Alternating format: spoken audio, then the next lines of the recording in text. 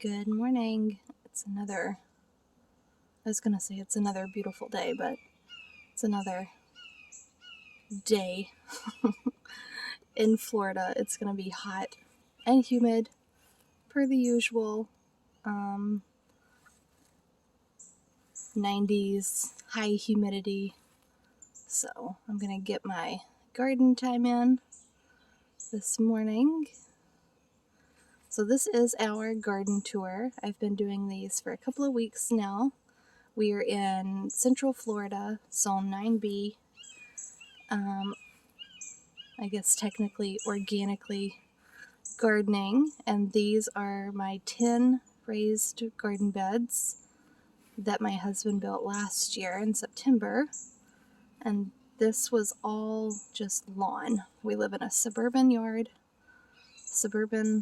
neighborhood, HOA neighborhood. So all my neighbors think I'm a little loony with this, but you guys get it. It's beautiful. I've got to train that rose to go back up and tie her in. So anyhow, I've been pretty busy in the garden. I took the bench out because that's going to go with us when we move, and we're expecting to move at the end of this year. So we are just getting things ready, just to have that process a little bit smoother. So I moved the pomegranate tree that was in the yard over, and it won't get super big. And then I moved these bananas over. They have been that size since I bought them. And then I got a cute little fig. So that came in here, and eventually these galvanized containers will be gone. They'll come with me because they were Joe's grandpa's. So we've got some sentimental value in those. Here's the green beans that I planted in a video that are coming up nicely. These are the dragon tongue variety. And we've got Kentucky Wonders coming back along the fence back there. I'll probably need to pop some more seeds in. It looks like maybe some of them are getting eaten by something, maybe. I'm not really sure. And then we've got some okra over here doing well. I'm not sure what variety it is, but it's a green okra. But you can see with okra, this plant is only about 2 feet tall, and that one's even shorter. This one's only about 18 inches tall, but they start producing really early. So you can see they've got flowers and stuff that they are about to start producing. So they produce when they're fairly small, and then they just continue to produce as they get bigger. And we've got our summer squash in here. So far so good. It hasn't been eaten by bugs. I did go through, if you remember, there was milkweed just everywhere through here. And I dug that out and I transplanted it in the front yard. And it looks really good. Here's our peppers. Here's one of the ones that we staked. That little bell pepper, and she's doing pretty good. I pulled all the peppers off of her and ate them the other day. And here's the banana peppers that I bought from the local garden place farm that we get some produce from. They're doing really good. So these 3 right here in the cages are banana peppers. And then we've got, I'm not really sure what this one is, but I started it from seed too. And when I say I started it from seed, I literally mean I just put a seed in the ground and it came up. So there's the shishito that we staked, and it's doing okay. A couple more. I think these are all the King of the North peppers. Look how good that one looks. That's exciting. That's going to go in some shrimp and grits this weekend. We've got more okra right here. Look at this big one that I've missed. I have to cut him today. And then you can see with okra, it starts branching from the bottom as well. So look, I've got okra on the bottom of the plant, so that's really cool. That huge amaranth fell, so I cut it out. Over here, looks like these got watered well, so that's good. So I took the celery. You remember this bed was full of celery. So I took and just harvested all of the outer leaves because I kind of wanted to do, I'm sure you've seen online, they have the what veggies can regrow. Well, celery is always on the list, and it took celery forever to get to a big size. So I just did the cut and come again harvest and harvested all the leaves, but I left the inner portion of the plant so that that would grow for me. So what you're seeing is the crown, obviously, of the plant with all the other leaves harvested around the edge, but then I left the center of the plant, and that will then produce new stalks for me as I need them. So that's been, I did that last week, and I think I only left a couple that had decent, maybe 4 to 5 inch little shoots of celery. So all of these little ones, these are all regrowth. Just within the last, maybe 5 or 6 days. So that's really, really promising. So if you have celery and you live in, a climate like ours, this would be an option rather than pulling up the entire plant. So let's walk down here. The sprinklers ran this morning, and the garden is always the most beautiful after it gets hit with a good dose of water. The zinnias are looking really good. They're so pretty. I love the ones, I think it's just the aging of them, but Quinn said, look, Mom, they've got freckles, or they've got polka dots. And I think they're just so pretty. Look at this one. It's so beautiful. The honeysuckle's doing really well, but I need to get my ladder out and start training pieces to go on the top. And then same with this rose. It's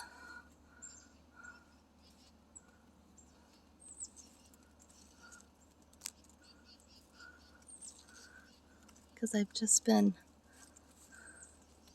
steadily moving it and propping it, but I need to actually tie it in so that it stays. I put some fertilizer on this hibiscus right here because I don't know if it's just going through its yearly leaf droppage or what, but I've got all the leaves and whatnot raked away from the canopy so that the canopy can breathe, or the trunk rather, and just gave it some plant tone. And it's got lots of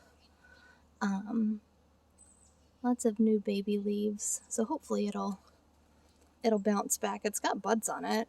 So over here we've got the poblano pepper, and I've been harvesting those as they get pretty ripe, pretty red, and I'll have been taking them inside and just letting them dry so that I can make a chili. I guess I could make a chili powder. I was going to do red chili flakes, but I'm sure I'll have enough to make a chili powder as well. Here's our red okra, and this is pretty interesting. I don't know if it's because this one doesn't get as much sun, but look, it's almost as if it's like reverting back to green. It's kind of like a variegated okra. Here's what it's supposed to look like. And these okra plants are so beautiful. I haven't saved any seed and I'm out of seed, but it's definitely a seed that I think I'll buy again. That was the jung orange. This is the Okinawa pink. Look at that color. Isn't that so pretty? And these are like a smooth okra. The jung orange are a ridged okra. See how they've got like little ridges in here? So there's a little difference for you. Not that it makes any difference, but over here we've got a massive eggplant. This is one eggplant. So the stalk is,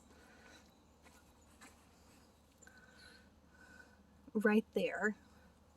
And this was a sleeper plant. It took forever to get growing. So it goes all the way over. It's like a small shrub. And over and over and over. But we produced quite a few eggplants off of it, and then it stopped. And now we are, looks like we've got, that one over there probably needs to be harvested. But we've got a little baby one, little baby eggplant. And then over there we've got a pretty, move that leaf, pretty decent sized eggplant. So that'll be harvested today probably. We're going to have pizza with the neighbors and I think some eggplant fries. Sounds good. Here is our, I think this is a chocolate habanero and it looks like something was eating the leaves. See how these leaves are stripped? I'm wondering if there's a hornworm in here somewhere. Bastard. But there's new growth. These plants, poor things, have been transplanted and transplanted and transplanted. It's a wonder they are even still alive. Over here we've got a tomato looking pretty good. It needs some staking.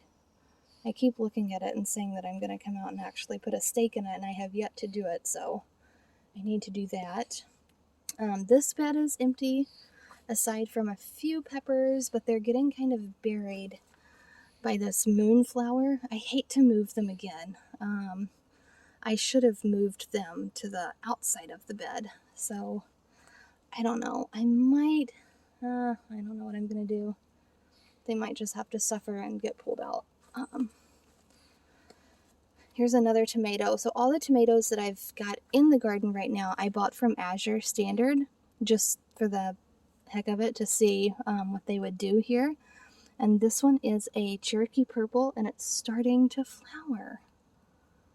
Tomatoes in July in Florida. It's not really heard of. Here's another one. This is a early, what does that say? Early cherry. Well, she's not looking too hot. Here is some more okra. This is the Jung Orange, and it's looking really good. We've got some, oh man, well, we had a solid looking cucumber over here, but it doesn't look like she made it. That's a bummer. That needs to be ripped out. I wasn't sure how the cucumber would do in this right now, so that's probably a sign that cucumbers aren't really made for right now. There's a hawk flying around above me. Over here, the peanuts, and they're looking really good. You can see them. I think these are the same ones. Those should be underground. But that's how they grow. They shoot off little tendrils, little like surface roots. And once they hit the ground, then they start forming roots under the ground. So peanuts are really incredible. And then over here, the zipper peas. I harvested some. I need to harvest them again. What I've found is they all ripen at different stages. And although there are quite a few plants in here, it is kind of a pain. I like big long rows of beans where I can harvest like mass amounts at a time. So that just isn't really doing it for me. We had two massive swallowtails on this fennel, and I can't find them now. So I'm wondering if they went off to form pretty butterflies for us. And so that's that. These are the moonflowers. I'll take you guys up front to show you the cut flower space. So here we are in front of the cut flower space, and not too much has changed. I ripped out the, I cut back the bee balm because it was just pretty crazy. What else? I've been trying to move the moonflower back to keep it on the fence because it's such a bully. But we've got, you know, kind of the same stuff. We've got the oregano that's swallowing the thyme, the marigold. Look at that pretty hawk. Oh, she landed in the tree. Their calls are so interesting. They sound like a distressed bird. Anyhow, sure, little bird. I don't know, bird facts of the day or something. But we've got some more flowers and stuff. Zinnias, sage, milkweed. I'm not sure. Yeah, the hawks are on it today. There's one in each tree. I think this is a milkweed. Look at how pretty that flower is. That's the daintiest little milkweed I've ever seen. I don't know if this is a type of like swamp milkweed. I'm not really sure. That's really pretty though. But this has just got cosmos and celosia and oregano and tulsi and chives. There's more oregano, cosmos, milkweed, more tulsi, holy basil, regular basil. This is I've shown this one before. This is the Amazel basil from Proven Winners, and it is phenomenal. You could just buy one plant and be good to go with basil. We've got more basil, we've got milkweed and lavender and lemon thyme and zinnias and dahlias and lemon balm and amaranth that needs to be cut. So that's really about it. Everything's looking good. It's kind of a mess down there.